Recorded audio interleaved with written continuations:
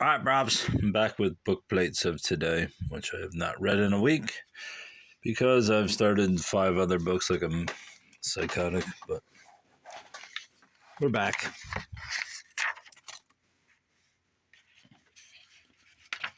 Book plates of today. Tennell's Company, New York. Very nice.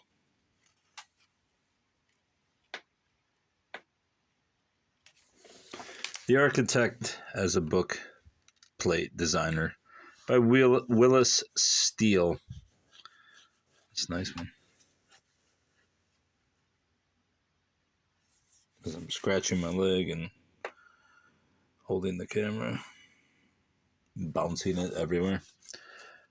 Among the book plate designers of the present day, the architect may, if he choose, take a high place. He is one whose studies have led him through the paths of artistic training, where his eye and hand have learned to see color and form and balance of parts. And while the usual media of his profession are wood, stone, terracotta, and iron, there are many bypaths through which he must travel to appreciate the value of his pencil lines upon the flat. No more delightful by way than the bookplate route will open before him, hedged in as it is by purely artistic shrubbery, and leading constantly to pretty and even beautiful designs in which the genius of architecture has played a great part. Moreover, all his preceding journey through the hard conventional country to which architecture at first seems limited has equipped him thoroughly to give expression to his fancy. That the gift of imagination is among his endowments should be taken for granted, however, if the architect is to succeed in the line of drawing bookplates.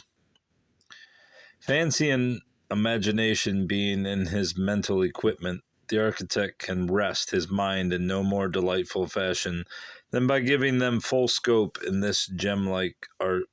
His experience, his collections of drawings, the work of others of his craft, which he has studied, all tend to render his fund of information large, and if he has the key to bookplate art, inexhaustible, since nothing comes amiss to the pen of one whose facile fancy can grasp a good motive and direct it to a purpose other than that originally intended.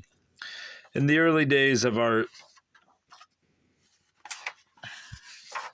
doesn't want to separate. The architect was not only a designer of buildings, but was also a sculptor and sometimes a decorative painter. He was called upon by his patrons to design whatever was needed at the moment, and these men were all-around artists, the day of specialization and the speculator not having dawned. Buonarroti is an awesome name to call up, but this great painter, sculptor, architect, and builder touched nothing that he did not adorn, and in many of the hundreds of crayon sketches and cartoons that he left behind him, the feeling of the bookplate artist is clear. And Lorenzo the Magnificent wanted the bookplate for use in his library. The great Michelangelo, that's the first time I've ever seen it spelled Michael and Angelo, could have filled the want from his own notes with very little of either suppression or expansion. It may seem strange to think of this titan of art, the creator of the sweeping Last Judgment, turning his pencil to the delicate lines, the imperceptible nuances demanded by a bookplate, yet it may be repeated in his work, may be found a myriad of suggestions for these gem-like products. Buonarroti was not, however, first and last an architect. Painter and sculptor also, these sides of his artist's soul would have been drawn on for the bookplate. Therefore, the statement that not every architect can design so fanciful And dainty a work as a bookplate becomes a truism patent to everybody. The architect's profession calls for a twofold nature. The one side tending toward that of the engineer, with its eminently practical and very necessary tables of stress and strain, its mathematical calculations for loads and disposition of carrying walls, while the other side leans to a nice discernment of color and proportion, the laying out of vistas and the arrangement of surface and lines, so that the eye is aided in receiving the best impression from all points of view. Of this turn of mind is the one who can and does design bookplates. The very practical architect, if he wishes the glory, which is doubtful, has one of his draftsmen make the design and then signs the drawing and gets the glory. It would be amusing if such and one through some luck. It would be amusing if such an one through some luck charm received constant application for such work. His draftsmen would change and his drawings be as dissimilar as the men who drew them.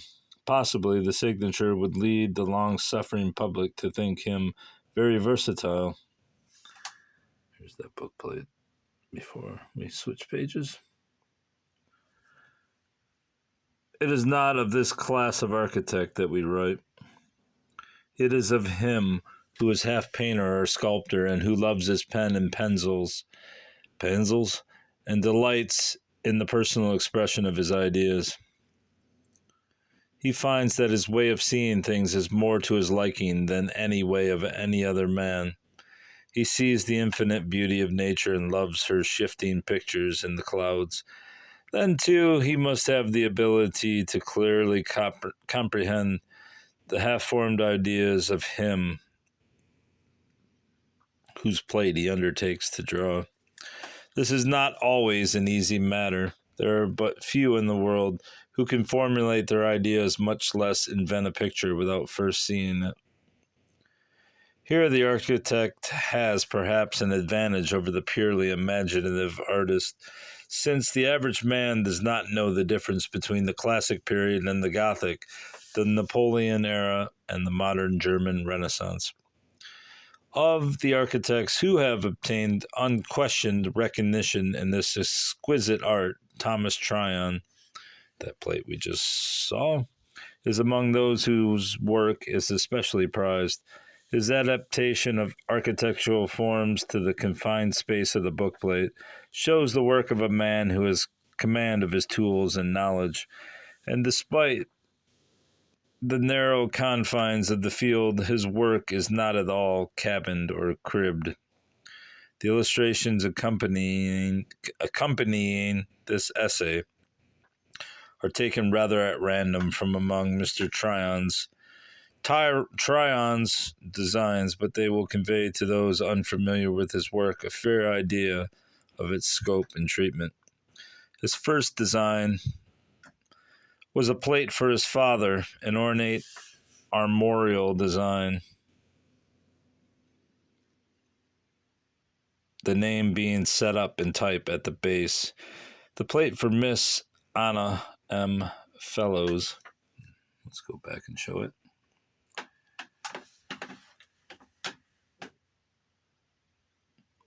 It's quite elaborate. A long-haired and bewhiskered knight stands before us in a suit of rich armor, his right hand bearing his sword and helmet, and his left resting upon his shield. His helmet is surmounted by a pair of spreading wings.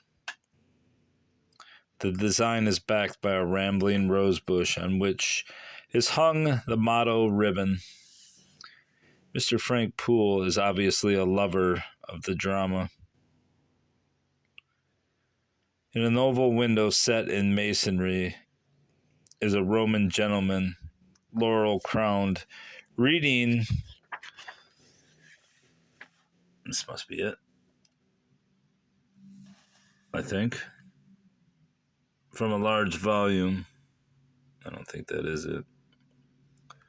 While at the upper right and left sides are comedy and tragedy masks. Maybe it is it. I don't think so, but who knows. From which, having a gracefully festooned wreath, palms, ribbon, and nameplate finish the design. For Mr. Farragut, the son of our old admiral, Mr. Tryon, has made a very saltwater arrangement of arms.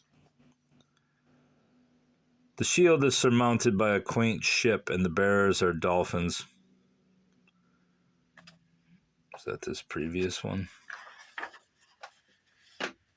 Yes. Yes. I don't know why you wouldn't put it right next to where we were. Which on one side encircle a trident and on the other a sword. The conventional anthus leaves give body and decoration to the whole. Perhaps one of the most distinctively beautiful of Mr. Tryon's designs is the fleur-de-lis for Mr. Marcus. In this, the artist has blended most delightfully the natural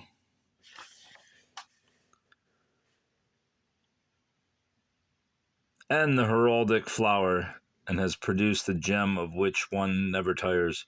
For his sister and her children, Mr. Tryon has made a light and airy design, distinctively feminine and graceful. The main feature of the design is an ornate cipher of the letters ST.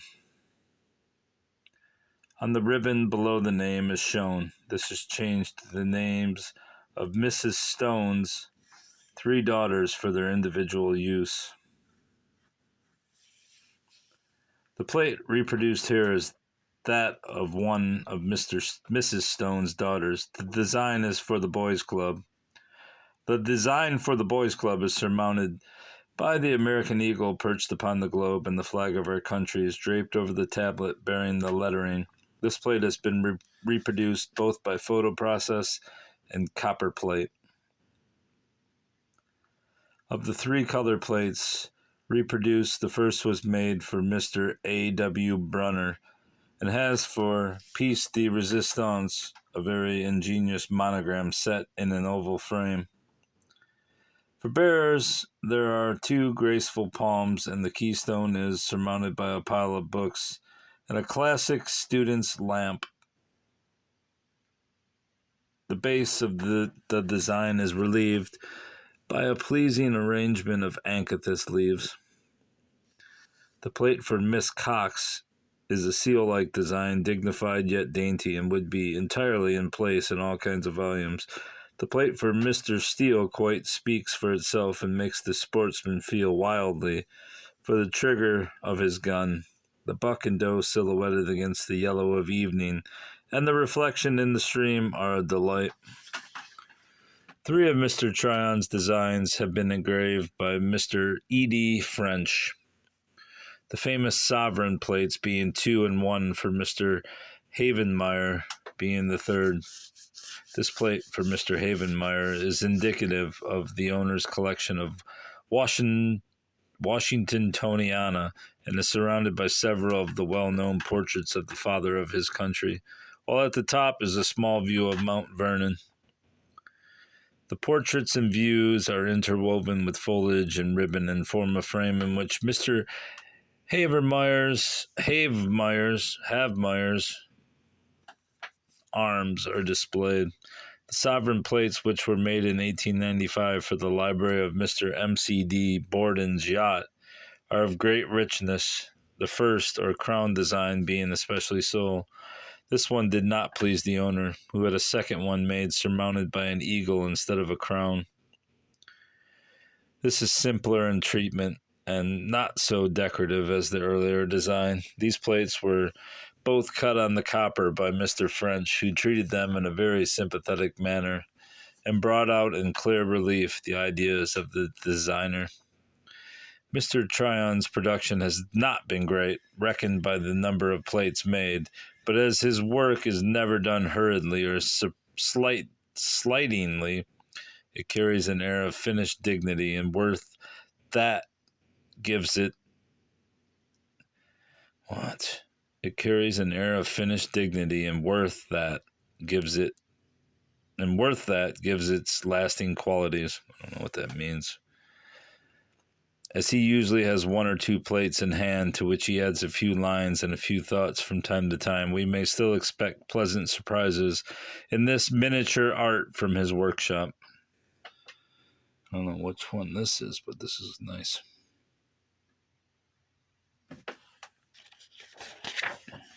Now, here we go. 4 plates. I think those go to the next one. And that shall be all. Goodbye, Brav. Goodbye.